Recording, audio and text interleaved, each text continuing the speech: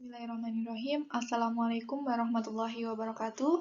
Perkenalkan, saya di sini Dias Ayu Triani dengan NIM 402200133 kelas PSF dengan dosen pengampu Bapak Amrul Hinung Prihamayu SSI MCS dengan mata kuliah Praktek Mikrobank Syariah 4. Baik, saya di sini akan menjelaskan tentang ijarah mutahiyah fi tamlik. Skema ijarah mutahiyah fi tamlik itu ada penjual supplier, yang kedua bank syariah, dan yang ketiga yaitu ada nasabah. Yang mana kita itu harus mencari nasabah yang membutuhkan objek sewa atau membutuhkan barang. Yang mana si nasabah tersebut belum mempunyai modal atau dana untuk membeli suatu barang tersebut. Selanjutnya, nasabah bertemu dengan pihak bank syariah untuk memberikan informasi mengenai barang apa yang dibutuhkan oleh si nasabah tersebut. Setelah itu, bank syariah membelikan barang yang dibutuhkan dari nasabah tersebut kepada penjual atau supplier. Setelah itu,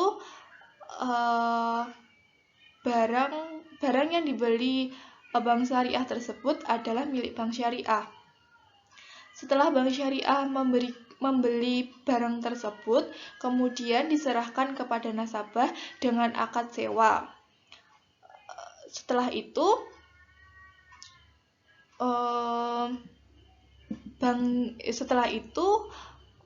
penyerahan setelah periode akhir, barang yang diserahkan kepada nasabah itu dengan akad pembelian. Dan kemudian di akhir nanti untuk barangnya tersebut akan diserahkan kepada nasabah setelah pelepasan. Selanjutnya yaitu analisis pembiayaan 5C+1S.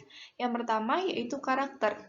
Berdasarkan analisis yang sudah dilakukan, Bapak Miftahuddin ini merupakan seseorang yang bekerja keras. Di saat mengerjakan suatu pekerjaan di bengkelnya, beliau berusaha sekuat tenaganya agar bisa memenuhi keinginan pelanggannya, yakni membenarkan motornya yang tadinya rusak bisa digunakan kembali. Bapak Miftahuddin ini juga merupakan sosok yang ramah terhadap semua orang, terutama pada pelanggannya. Jika terdapat salah satu pelanggan yang komplain kepada Bapak Miftahuddin dengan sabar melayani apa keluhan dari pelanggannya tersebut. Beliau tidak kembali marah, karena beliau tahu bahwa jika ia marah tentunya akan membuat para pelanggannya kecewa dan mengakibatkan tidak mau datang kembali ke bengkelnya. Selain itu, beliau juga termasuk orang yang jujur. Hal ini dibuktikannya dengan barang-barang yang dijual di bengkelnya merupakan barang asli dan bukan palsu.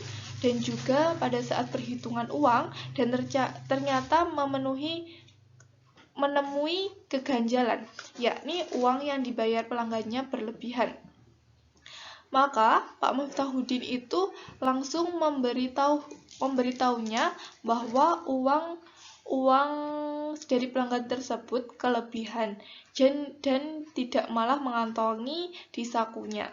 Jadi dalam analisis karakter ini, Pak Miftahuddin layak untuk menjadi nasabah dengan pembiayaan IMBT Bilbai.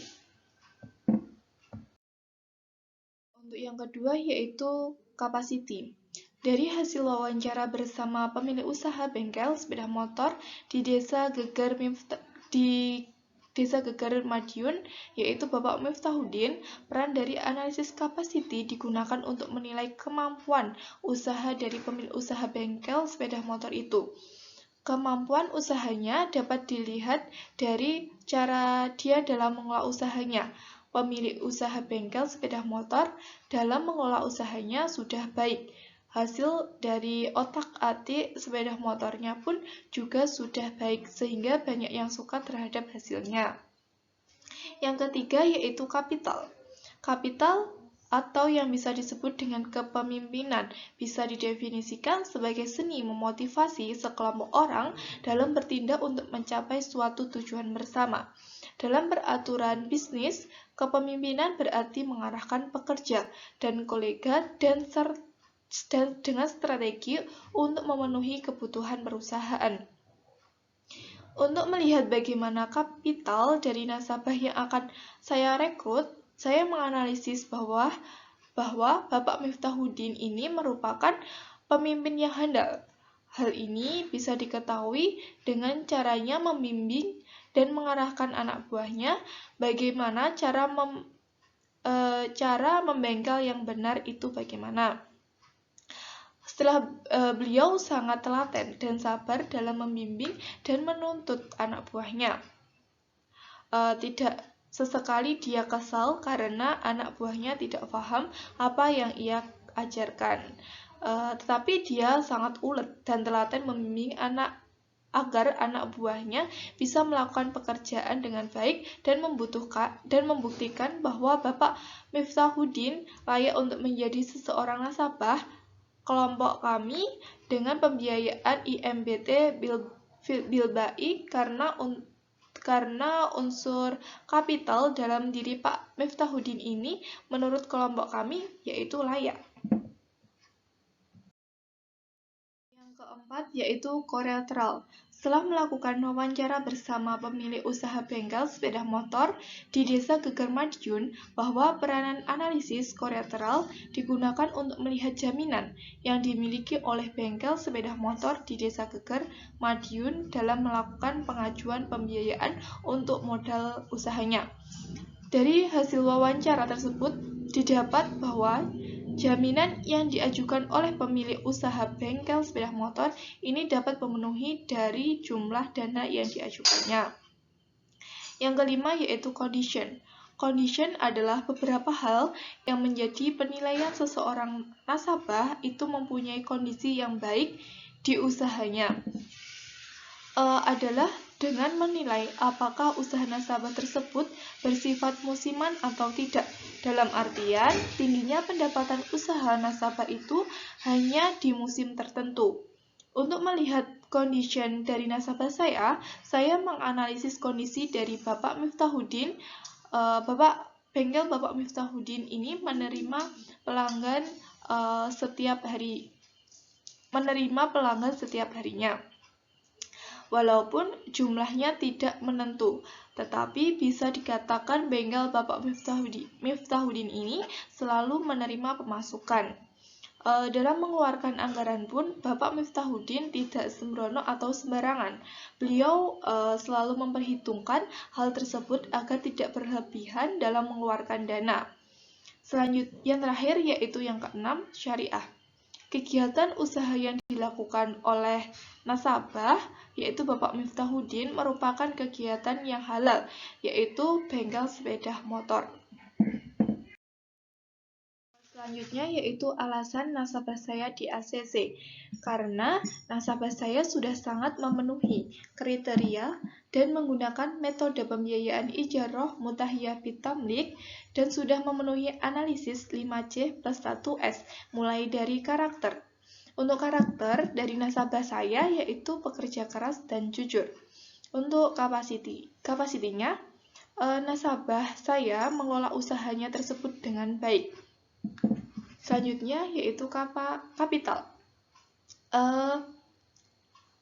Nasabah saya merupakan dapat menjadi pemimpin atau dapat memberikan bimbingan kepada anak buahnya atau pekerjanya dengan sabar dan telaten.